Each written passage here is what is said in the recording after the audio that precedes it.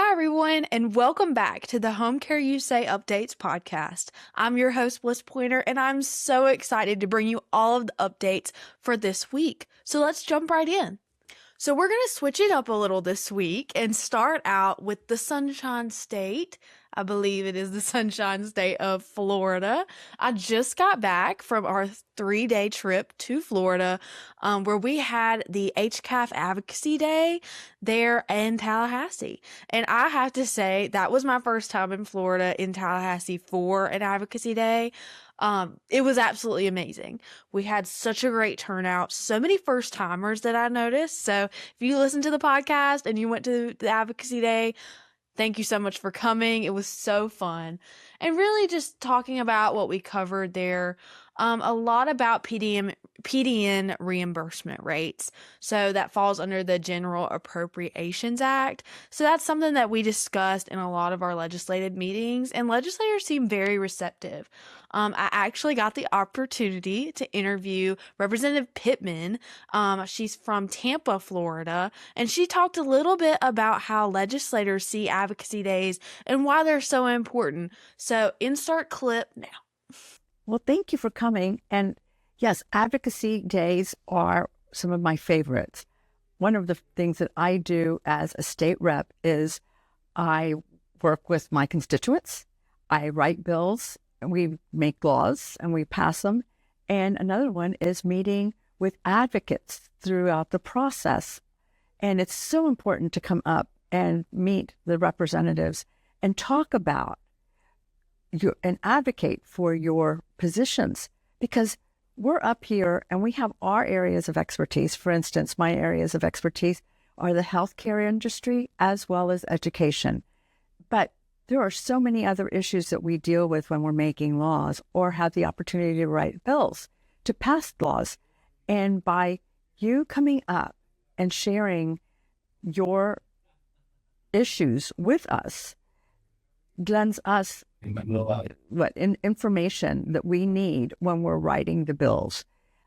You all explain why certain bills that we've written in the past need to be tweaked, and how some of the bills that we've already passed are affecting your lives. Also, Florida's an amazing place, and not to say that, we have a lot to work on, but we can always tweak and get better. So that's one of the things I like best. Yesterday, I had some people come in, and it was an educational program, and I really, drilled down as to why they were as successful as they were. And I was able to talk with students and administrators. So it really helps when you come in and share your experiences with us.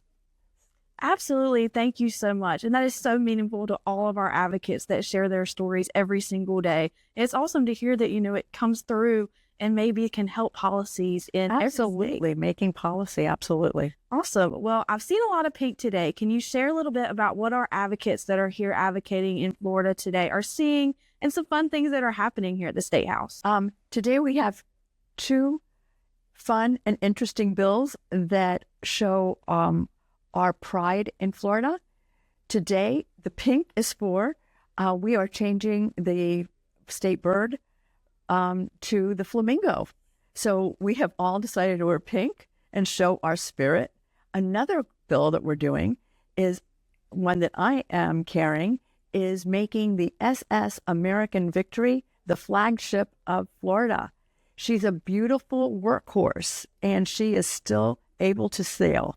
And she participated in 3 wars, and she was not a battleship. She would take supplies and bring back our injured boys from World War II, Korea, and Vietnam. So we have 2 fun bills today that show our pride in Florida.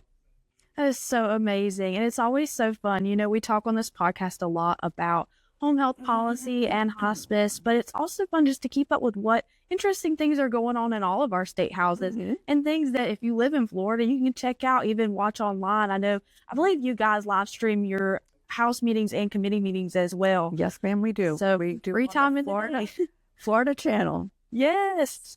yes, watch the Florida channel. It's easy to find the archive, the past tapings. It's real easy the way that they have it listed, and you can go through the archives easily and find your topic.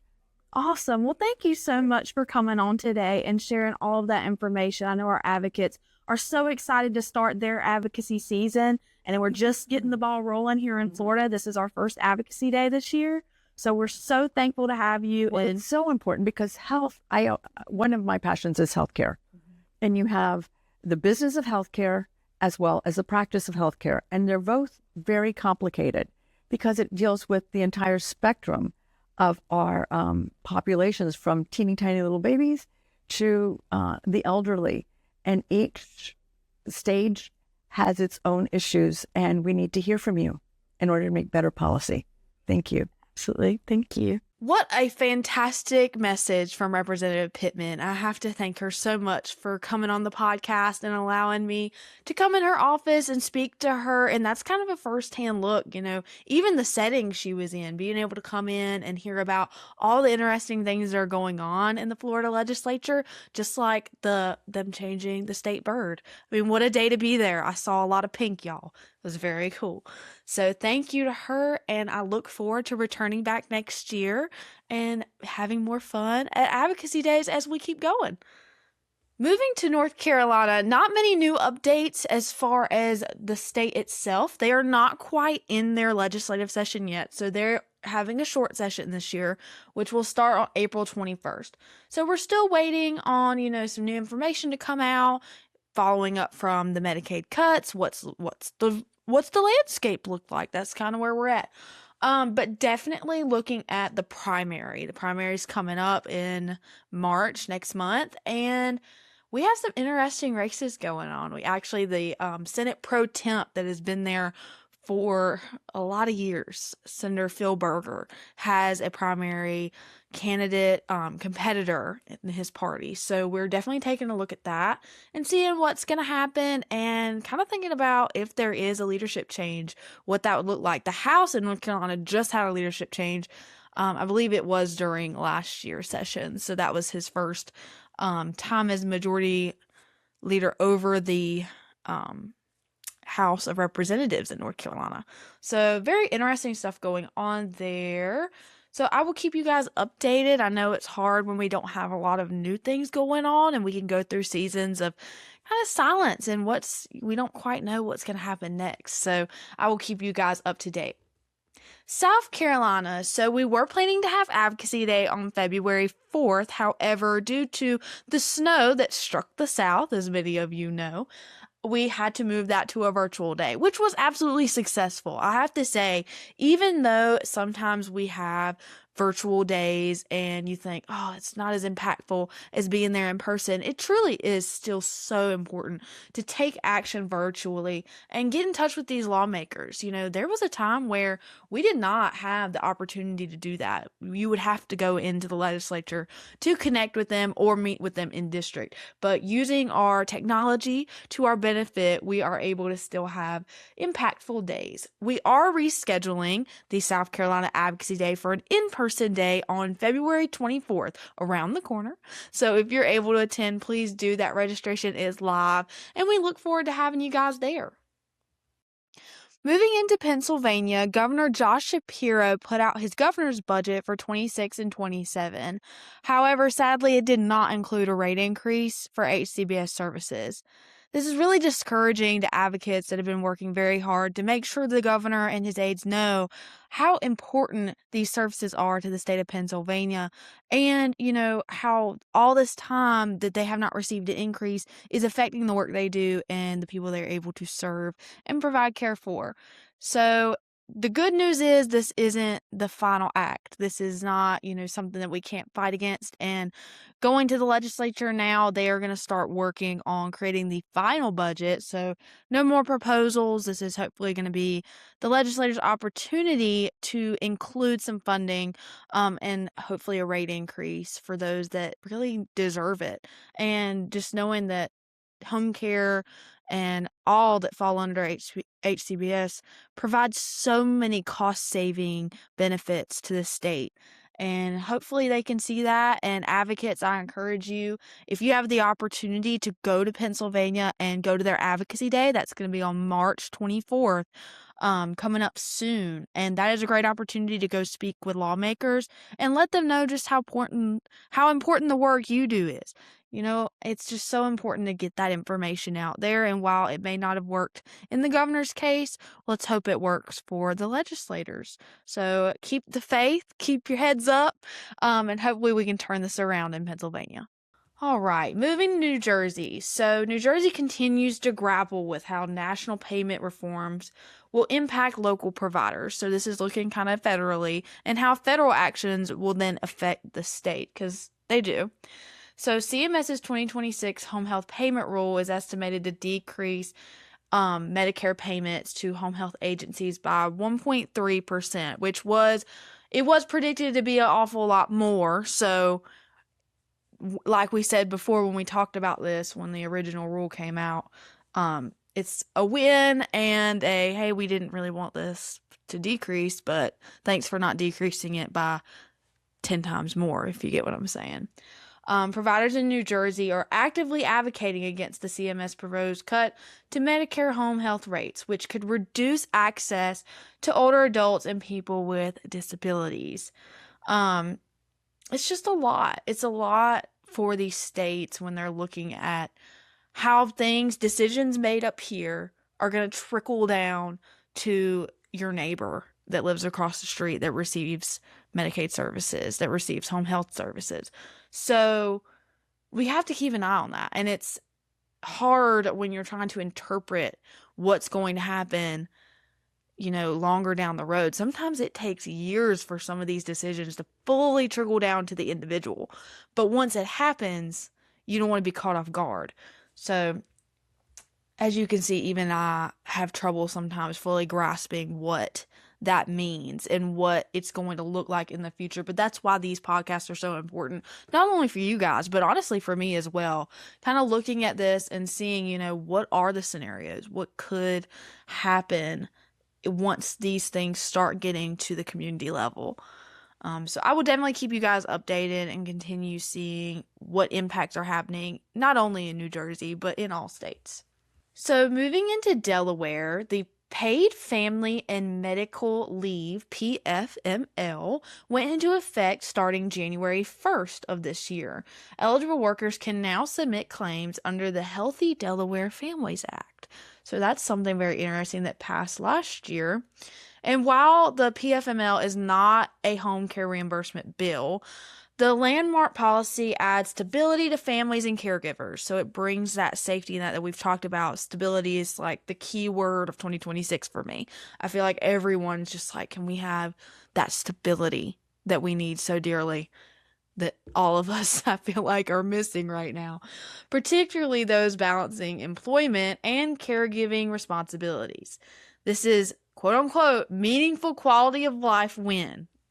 That is what I'm quoting here. Meaningful quality of life win for all our clients and families. That it's reinforcing the value of supporting caregiving infrastructure statewide. This is another thing I would just love to see carry over into other states.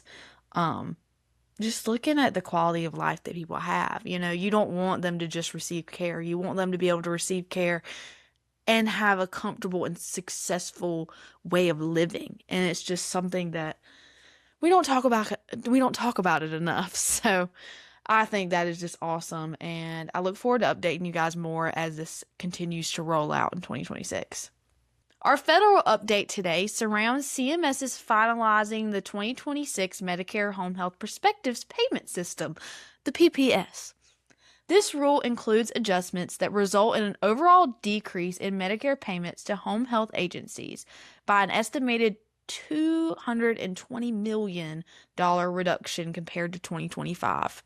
So let's talk a little bit more about what the PPS can mean for you as an individual. So when CMS reduces payments by this much, it doesn't immediately trickle down to the patient. Just like we talked about before, it starts kind of straining the agencies that provide the care. And then agencies are strained, it becomes harder for them to access all the things they need to then keep from having longer wait times, fewer provider options, and just having greater workforce stability issues. So in a big picture, home health is already operating under a strained workforce and inflationary pressures. We have reimbursement decreasing in that environment as of now. It's going to increase financial pressures on the provider. And then it's going to add financial pressures on providers, eventually impacting the access of care to the patient. So this sounds, I'm kind of staggering my voice here. It's trickling down slowly but surely. A decision gets made federally. It just slowly comes down the pipe until it reaches the patient, who then ends up not being able to receive the care they need to have that quality of life. So not a good thing you want to hear, not a good thing we want to talk about. Believe me, I don't want to talk about this. It's not good. But this is why advocacy, again, is so important. I feel like a broken record here, but it's so important for you guys to understand what your voice can do in these situations. The people up here can't know what's going on to the person down here without you telling them. That's just how it is. And, a lot of people get frustrated about decisions that get made up here, rightly so, because you see how it's going to affect said person actually living, working a daily life here. If you get this person to talk to this person, there's more of a chance for that decision to not get made, or at least a decision to be made with more knowledge in mind of how things are going to trickle down. So you just have to keep your voices up, and it's hard. It's really hard to want to go advocate and to want to share your story when you feel like you just can't get ahead of it, and that you aren't seeing the results that you want to see. But everyone that I know that works in lobbying, works in grassroots, understands that these decisions and seeing results from advocacy can take a long time. I mean, I've seen bills that people have advocated for that they get introduced and they just continue to die year after year. They die in committee. They get so close to getting on the floor of a state legislature and then never make it there because they leave session. I mean, it is just, it's hard. It's really hard. But this is I'll die on this soapbox right now. Keep your voices up. Try to look at the positive. Try to continue to see that even though things may not work out immediately or even after years of working towards it, one day something good is going to come from you using your voice. And, if you ever get discouraged, I encourage you, sometimes I get discouraged, look back at success stories. Look back at things like what happened in North Carolina, advocacy when Medicaid cuts began to happen and got implemented, and then everyone raised their voice. That's a great story to look at. While it didn't take as long, we're continuing to have to deal with that in North Carolina. And there's just so many stories across our nation that show how much advocacy can change policy. And I just, quote, that was my thing I wanted to talk about today, just because even reading that, if you couldn't tell, I got a little discouraged. But even, we watched that video from Representative Pittman in Florida, and just hearing her talk about how advocates come into her office every single day and are there for advocacy days, are there just to meet with her. She obviously meets with lobbyists and things like that for different organizations, and how she may have not even known about certain things. And then somebody came in and provided education on said topic, and then she was able to help them. Like, it's just so powerful to hear that from her, and legislators all over our country have the same story. And you just hope that continues, and you hope advocates continue to do that. So thank you all for listening to that. But I just got kind of on a ramblings page there. Just a reminder to everyone, please, if you have questions, concerns, want to add anything onto a certain topic, please write comments. Please send your questions. We will send out a prize for a certain individual that may ask a question that we choose to then bring onto the podcast. So please, if you have any comments, please put them in the comments wherever you're streaming from. We're so appreciative of you guys listening and wanting to learn more about all of the things that are happening in our world today related to home health, home care, hospice, all the many things that we talk about. So please write some comments. We're going to continue going to these advocacy days. I got an opportunity to meet with so many first-time attendees and them sharing their experiences, and I hope on the next podcast to have a few clips for you guys of just a first-timer's perspective on what that day was like for them, and moving into South Carolina, what their day is going to look like, and it's just going to continue to trickle down. We have North Carolina in May, Delaware also in May. So keep an eye out. We have a lot of interesting updates, and as you know, the weather will begin to warm up, and so will the advocacy season. So please get excited. I'm excited for the weather to warm up too. Florida weather was great. But thank you guys so much for listening this week, and I look forward to bringing you more updates. So have a great rest of your February, and happy Valentine's Day to those that are listening.